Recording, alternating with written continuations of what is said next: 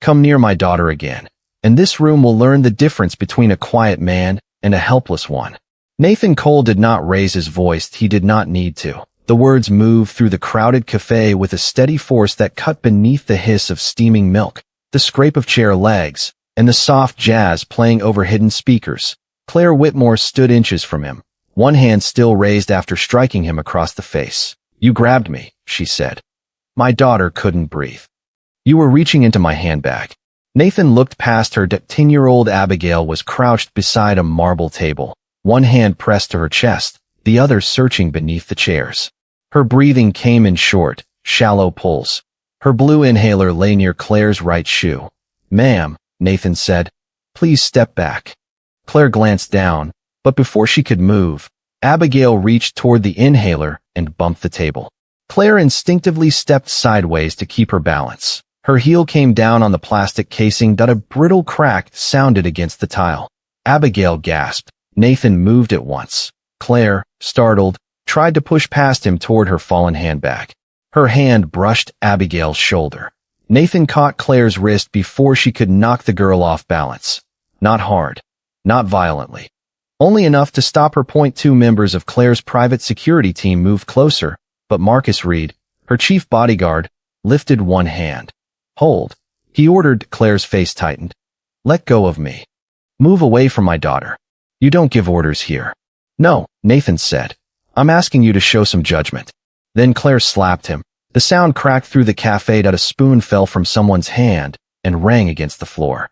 The espresso wand continued hissing behind the counter, filling the silence with a sound like steam escaping a damaged pipe. Nathan's head turned with the blow. For one breath, he remained perfectly still. Then he released Claire. No threat. No retaliation. No wounded pride demanding payment. He dropped to one knee, retrieved the cracked inhaler, checked the canister, and wiped the mouthpiece against his shirt. "Abby, look at me." Her frightened eyes found his. One slow breath. She inhaled. "That's it. One more." The medicine entered her lungs. Her shoulders gradually lowered. Nathan placed one hand behind her neck, shielding her from the room as though no one else existed. As he leaned closer, the edge of his work shirt caught on the corner of the table. The collar tore open near his left shoulder. A pale, cross-shaped burn scar appeared beneath the fabric. Marcus saw it. His hand fell away from his jacket. The cafe disappeared from his eyes. In its place came smoke, falling concrete, and a man carrying him through a burning tunnel 12 years earlier. Marcus took one slow step forward. His voice broke on a single word. "Shepard?" "Everybody stand down," Marcus said. The guards looked at him. "I said stand down." Hands moved away from jackets. One guard stepped back from Nathan's tool bag. Another quietly called local police and requested medical assistance, exactly as Marcus had ordered when the confrontation began. Claire turned sharply. "Marcus, what is going on?" He did not answer her. His eyes remained fixed on Nathan, on the scar beneath the torn collar, on the man kneeling beside his daughter as though the past had not just walked into the room and spoken his name. Abigail's breathing had steadied, but she clung to Nathan's sleeve. "Daddy," she whispered. "Who is Shepard?" Nathan pulled his collar closed. "No one." Marcus stepped closer. "Don't do that." Nathan's gaze hardened. "You have the wrong man. I watched that scar happen." The cafe seemed to shrink around them. Rain traced silver lines down the windows. The manager guided customers away from the center aisle while the security team kept the exits visible but did not block anyone from leaving. Claire folded her arms. "Explain it." Marcus finally looked at her. 12 years ago, I was attached to an Army Ranger recovery team during Operation Winter Lantern. Our convoy was hit before sunrise. We lost communications and most of our air support. Julian Cross stood near the counter, one hand resting against his cuff. Nathan noticed. Marcus continued. We reached a field hospital beneath an abandoned power station. The lower tunnels were burning. 6 wounded men were still inside when the evacuation order came. His voice dropped. One medic went back. Claire glanced at Nathan. We never knew his real name. Marcus said. Everyone called him Shepard because he refused to leave anyone in the dark. He carried men twice his size through smoke, so thick we couldn't see our own hands. Nathan stood slowly, keeping Abigail behind him. That story has nothing to do with us. It has everything to do with you. No, You dragged me through a collapsing tunnel. Nathan's face stayed still, but his fingers tightened around Abigail's shoulder. Marcus pointed toward the scar. A fuel line burst above us. Burning metal struck your shoulder. I could smell your uniform melting, and you still carried me another 100 yards. Claire's certainty weakened. But the report said Shepard was killed, she said. Marcus nodded. The official record said he was presumed dead after the final collapse. No body was recovered. Julian gave a quiet laugh. A scar is not proof of a military legend. Marcus turned on him with such force that Julian's smile vanished. Then Marcus faced Nathan again. There was something you said before you went back inside. Nathan looked away. Marcus swallowed. I begged you not to leave me. You put your hand on my chest and said, a man is never abandoned while another man can still stand. Nathan froze. Not dramatically. Not enough for most people to notice. But Abigail felt his hand tremble. She looked up at the father who packed her lunches, fixed restaurant ovens, and checked the locks twice every night. For the first time, she understood that his silence might not be emptiness, it might be a grave. Play the original file, Nathan said. Claire stared at him. You are not in a position to give orders. No, he replied. But if you want the truth, stop watching the copy. The cafe manager brought up the security system on a wall-mounted monitor. Police were still on the way, and Marcus had instructed everyone to remain calm and keep the exits clear. The footage began. Claire entered first, Julian beside her, Marcus 2 steps behind. She removed her gloves, placed her handbag near the edge of the table, and answered a phone call. 30 seconds later, Abigail stumbled. Beside the chair, Nathan rushed toward her. His body blocked part of the camera for a moment. When he moved, the handbag was open, and Claire's silver authentication token was missing. There, Claire said. You reached directly toward it. I reached for the inhaler. The video says otherwise. Nathan studied the lower corner of the screen. Go back to 7:43 and 12 seconds. The manager rewound it. The timestamp jumped. 7:43 and 12 seconds.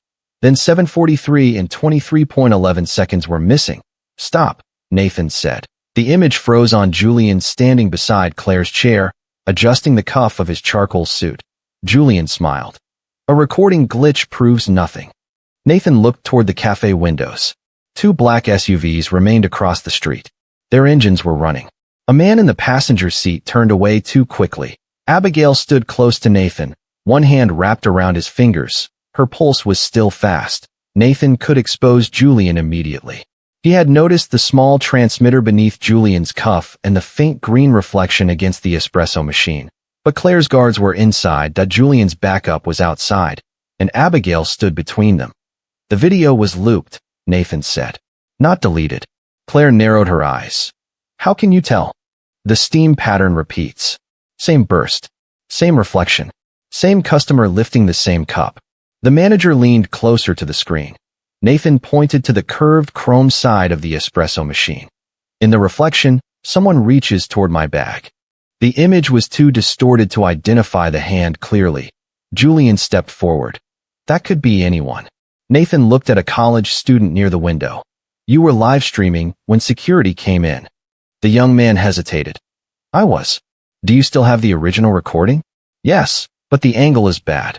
That may be enough. Marcus took the phone and opened the save video. The image showed mostly rain-streaked glass and the backs of customers. But in the window's reflection, a man in a charcoal suit bent toward Nathan's tool bag. Claire looked at Julian and he gave a small shrug, still unclear. Nathan looked again at the SUV's .1 rear door. Opened, then closed. He lowered his gaze and allowed a guard to inspect the bag. The man removed a voltage meter, screwdrivers, electrical tape, and finally the missing token. A murmur spread through the cafe. Claire's face went cold. Julian exhaled as though disappointed by a truth he had expected all along. Marcus watched Nathan's eyes. Not guilt. Calculation. Nathan saw Julian press 2 fingers against his cuff. Across the street, a phone lit inside the SUV. Nathan said nothing. His silence looked like surrender. But in the hands of a man like Nathan Cole, silence was sometimes the first move in a fight no one else knew had started. You knew the token was planted, Marcus said.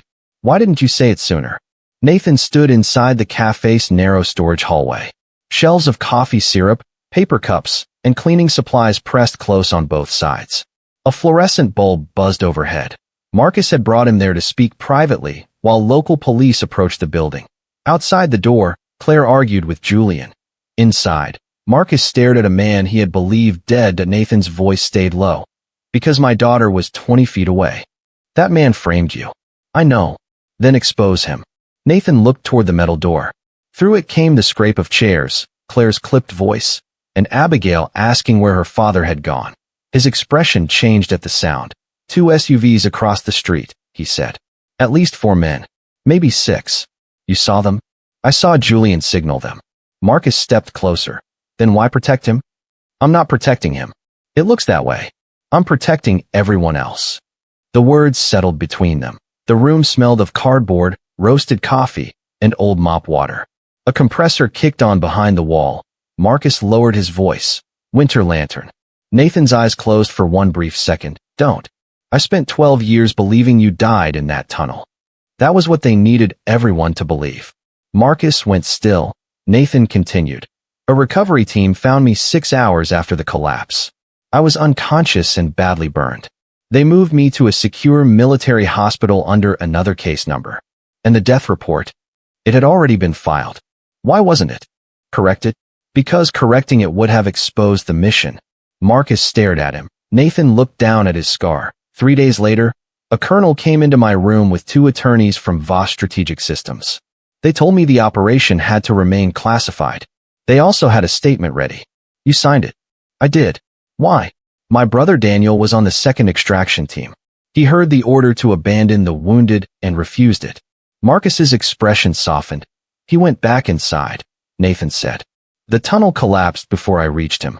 For the first time, grief sharpened his voice. The official order came from a brigadier general who had been taking money from Elias Voss. Voss fed him false intelligence and pushed him to shut the site down before investigators arrived.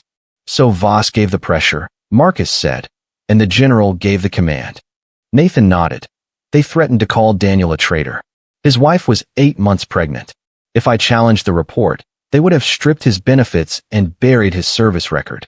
Marcus understood. So you took responsibility. I signed a classified statement saying I had disobeyed procedure and caused the delay. And your identity? The army separated Shepard from Nathan Cole. Shepard stayed dead. Nathan Cole was quietly discharged under an administrative file no one was meant to connect to the mission. The hallway fell silent. You carried that alone? Marcus asked. Nathan gave a tired half-smile. Not alone. Abigail's voice came from outside, Daddy. Nathan turned toward the door. I carried it for her. Marcus reached for the handle. Before he could open it, the door swung inward. Claire stood there, and from the look in her eyes, she had heard enough. Were you ever going to tell me? Abigail stood behind Claire in the doorway. Her blue inhaler clutched against her chest. Nathan's face changed. The soldier disappeared first. Then the repairman. What remained was simply a father who knew he had run out of places to hide. Abby, he said. You told me the scar came from a work accident. It was easier to explain. That doesn't make it true. The words were quiet, but they landed harder than Claire's slap. Claire stepped aside. Abigail entered the narrow hallway, her sneakers whispering against the tile. The fluorescent light trembled overhead, and the cardboard boxes cast long shadows across her face. Nathan lowered himself to one knee. I wanted you to have an ordinary childhood. You're not ordinary. No, he said, but I wanted to be. Abigail looked at the scar beneath his torn collar. Mr. Reed said you carried soldiers out of a fire. Nathan glanced at Marcus. Marcus did not apologize. He deserves to know who saved him, Abigail said. And I deserve to know who my dad is. You know who I am. I know you fix restaurant ovens. I know you make pancakes on Sundays. I know you check my breathing when you think I'm asleep. Her eyes filled. I didn't know you were Shepard. Nathan's expression softened. Names like that make stories sound simple. Real life isn't. But you saved people. I brought some people home. And Uncle Daniel? The name changed the air. Nathan looked down at his hands. I couldn't reach him in time. Is that why you never talk about him? It's one reason. The compressor behind the wall groaned to life. Through the door came the murmur of customers and the steady rain against the windows. Nathan drew a careful breath. The men who ordered us to leave needed someone to blame. Your uncle refused to abandon wounded soldiers. When he died, they threatened to call him a traitor. Why? Because he could no longer defend himself. So you defended him? Nathan nodded. They told me his wife would lose his benefits. She was about to have their baby. So you said it was your fault? Yes. But it wasn't. No, Abigail's voice grew smaller. Then why didn't you fight? Nathan lifted his eyes to hers. Because sometimes dignity means telling the truth. And sometimes grace means carrying a lie long enough to keep an innocent family from being destroyed. Abigail reached toward his shoulder and touched the scar with 2 careful fingers. Does it still hurt? Nathan covered her hand with his. Not the way it used to. When does it hurt now?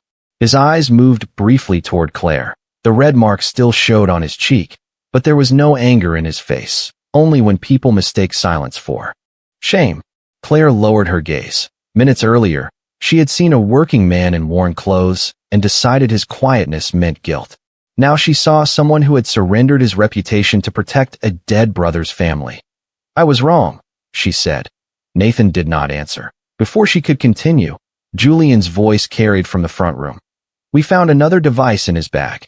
Nathan rose at once. Marcus saw the calm leave his face, replaced by something older and sharper. What device? Claire called. Julian hesitated. And in that hesitation, Nathan heard the truth. Julian had not discovered evidence that he had discovered that his trap was beginning to fail. Don't touch that device, Nathan said. Julian's hand stopped above the open tool bag. The front of the cafe had changed.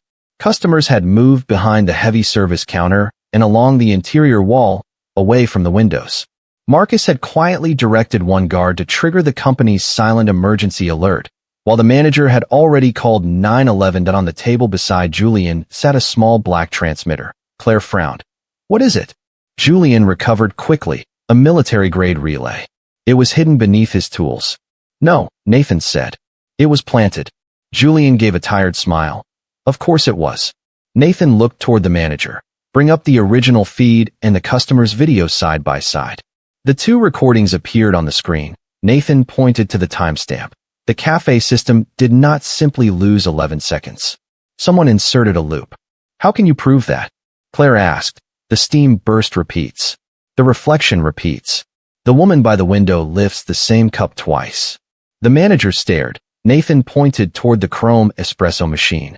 Now enlarge the reflection. The image distorted as it expanded, but the charcoal sleeve was visible. So was Julian's hand entering Nathan's bag. Marcus opened the student's video and paused on the window reflection.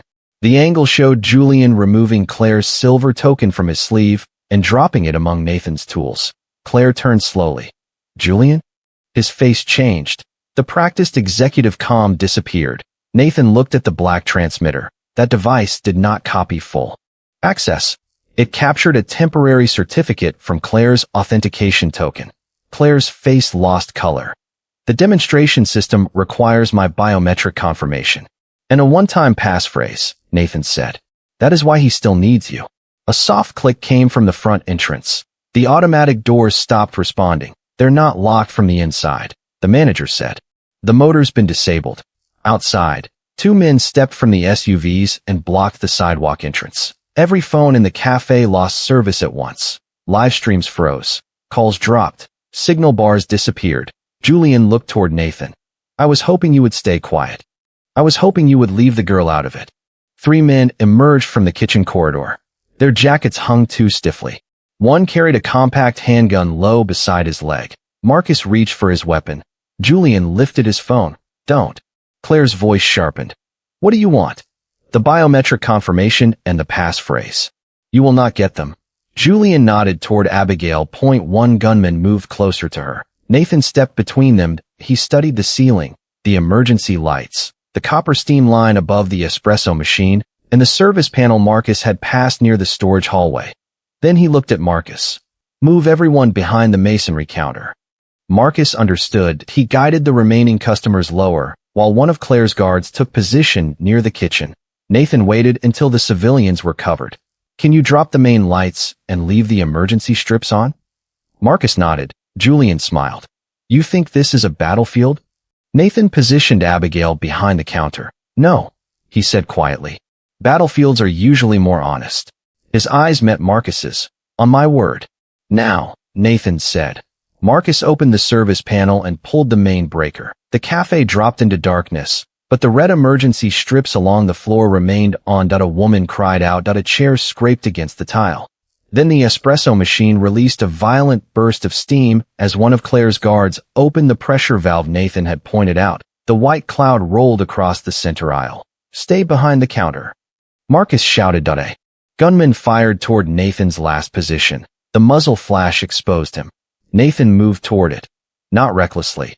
Not blindly. He had already counted the shooters, marked their positions, and placed the civilians behind brick and steel. His hand caught the gunman's wrist. A sharp turn. The weapon struck the floor. Nathan drove the man against a table and pinned him there. Kitchen side, he called. Marcus tackled the second attacker near the service corridor. At the same moment, Claire's remaining guard kicked away. A pistol dropped in the struggle and forced the man face down. Julian grabbed Claire from behind.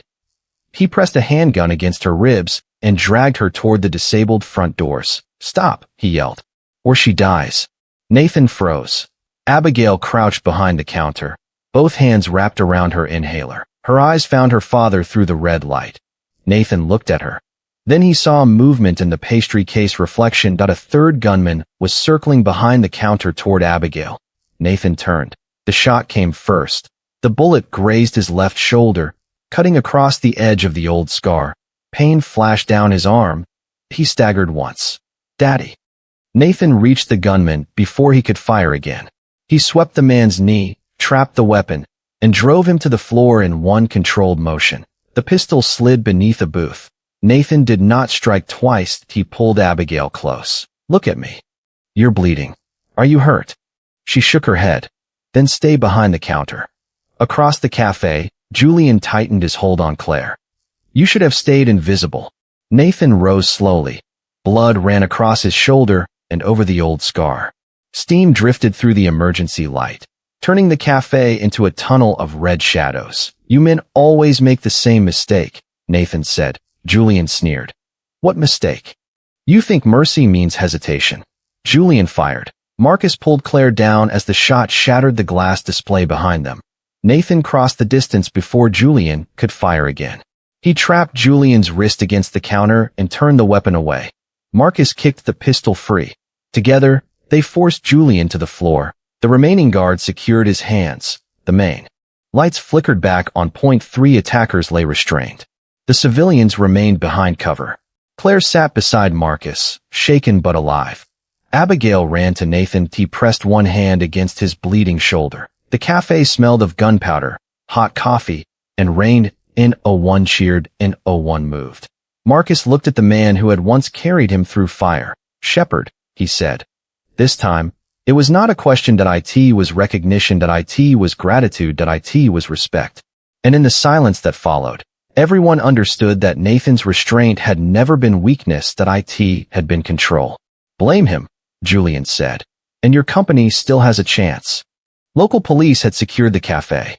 Federal agents from a nearby defense crimes task force were on their way after Whitmore's silent alert identified the stolen military authentication device. Paramedics wrapped Nathan's shoulder while Abigail sat beside him, refusing to release his hand. Across the room, Julian stood in handcuffs between 2 officers. His suit was torn. Blood marked one corner of his mouth. But the confidence in his eyes had not disappeared. Claire faced him. What did you say? Julian leaned as close as the officers allowed. Say Cole attacked first. Say he brought the transmitter. Say the veteran panicked when security confronted him. Marcus stepped forward. Julian smiled. The board will support you. The investors will believe you. By tomorrow, he becomes an unstable former soldier with a violent history, and you become the CEO who survived an attempted attack. Claire looked toward Nathan. He sat beneath the cafe's pendant lights, pale from blood loss, asking the paramedic whether Abigail had received enough medication. Claire had accused him. She had struck him. He had saved her anyway. Julian lowered his voice. Tell the truth, and the company could lose every federal contract. Rain tapped against the windows. The espresso machine hissed weakly behind the damaged counter. An officer placed the transmitter into an evidence bag. Claire's phone vibrated. Board calling. Legal counsel, media inquiries. She turned the screen face down. Did my father know about Winter Lantern? She asked. Julian's smile weakened. He knew what he needed to. No. And the false report. Signed by people who understood the cost of doing business. Marcus's hands tightened. Claire turned to the lead detective. I have reason to believe Whitmore's archives contain evidence connected to Operation Winter Lantern. Julian went still. Claire. She continued. Preserve every server, every board communication, every Voss acquisition file, and every military contract tied to that operation. I will cooperate fully. You don't know what you're doing, Julian snapped. I know exactly what I'm doing. Several customers were still recording. Claire removed her coat and placed it over a chair. Without it, she looked less like a CEO and more like a woman standing without armor. Earlier today, I accused Nathan Cole without evidence. Her voice trembled once, then steadied. I judged him by his clothes, his work, and my own fear. I struck him in front of his daughter. Abigail looked up. Claire met her eyes. I was wrong. No excuse followed, no mention of stress, no request for sympathy. Julian lunged forward. You will destroy everything. The officers pulled him back. Claire did not flinch. If the company was built on buried crimes, then protecting it would only make me part of them. Her phone vibrated again. This time, she shut it off. She crossed the cafe and stopped in front of Nathan. I cannot undo what I did, she said. But I will not build another lie on top of it. Nathan studied her. An apology is a beginning, he said. Not redemption. Claire nodded. I understand. Nathan glanced toward the shattered room, the cameras, and the people who had watched him be humiliated. No, he said quietly. You're beginning to. The cafe fell silent. Not from fear, not from power, from truth. The official record listed Nathan Cole as a survivor, the chaplain said. The men he carried home remembered him as Shepherd. 18 months later, morning sunlight streamed through the tall windows of Fort Harrison's ceremonial hall. Nathan stood beneath the American flag in a dark suit, his heeled shoulders stiff beneath the fabric. Abigail held his hand. Marcus sat in the front row, wearing the Ranger insignia he had worn the night Nathan carried him through fire. Claire Whitmore sat several rows behind him, without assistants, security officers, or the authority that had once entered every room before she did. Operation Winter Lantern was no longer buried. Federal investigators had uncovered forged reports, illegal defense contracts, and the officers who had accepted money from Elias Voss. The general who issued the abandonment order had been indicted. Voss Strategic Systems had been exposed as the company that supplied false intelligence and pressured military leadership to destroy the site before outside investigators arrived. Nathan's record had been cleared. Daniel Cole's service had been restored with full honors. Whitmore Defense had not survived unchanged. Its federal contracts were suspended. Its board removed Claire, and its stock collapsed after the company's dependence on the Voss division became public. Most of Claire's wealth had been tied to company shares.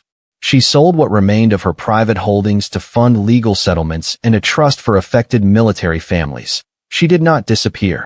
She started over. With a small team, she created a public benefit company focused on battlefield rescue equipment, trauma care, and veteran rehabilitation. NO cameras followed her. NO publicist wrote her apologies. She simply showed up every morning and did the work that a general approached Nathan with a velvet presentation case in his hands. Mr. Cole, the country failed to honor your service when it mattered most. Nathan looked toward Daniel's widow and teenage son. My brother went back into that fire too, he said. Honor him first. The room grew still. The general crossed the floor and placed Daniel's medal into his son's trembling hands. Only after Daniel's family stood did Nathan accept his own. The applause was not thunderous. It was something better. Respect. Outside the hall, Claire waited beside the stone steps with a folder pressed against her chest. Abigail opened it. Daniel Cole Family Recovery Center, she read. Claire nodded. The children's wing includes respiratory care. For kids like me? For every child who deserves to breathe easier. Nathan studied Claire's face. I'm not asking you to forgive me, she said. That's new. Learned forgiveness isn't something you request. It's something your choices may eventually earn. Over the next 6 months, Nathan watched those choices. Claire worked with wounded families without cameras. She listened when veterans challenged her. She showed up for Abigail's clinic appointments and never tried to buy affection with gifts. Eventually, Nathan joined the new company as director of field safety. Not beneath Claire. Beside her, trust came slowly. Respect came first. One rainy afternoon, they returned to the café. The broken glass had been replaced.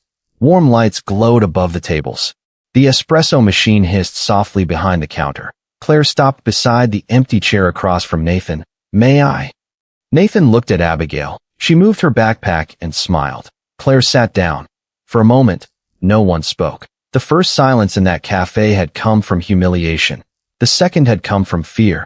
This one came from grace. Nathan turned Claire's coffee cup toward her. "N.O. cheering crowd. N.O. perfect ending. Only a quiet man offering a second chance. And a woman finally strong enough to receive it with dignity."